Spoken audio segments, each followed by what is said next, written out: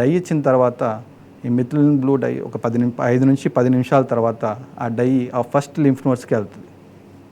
అప్పుడు ఆ lymph nodes అక్కడ ఓన్లీ 1 to 3 లింఫ్ నోడ్స్ తీసి ఆపరేషన్ టైంలోనే ఫ్రోజన్ సెక్షన్ బయాప్సీకి పంపిస్తాం డ్యూరింగ్ సర్జరీ.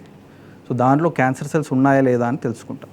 క్యాన్సర్ సెల్ ఉంటే మనము మిగతా లింఫ్ నోడ్స్ కూడా అంటే యాక్సిలరీ మొత్తం క్లియరెన్స్ చేయాల్సి ఉంటుంది.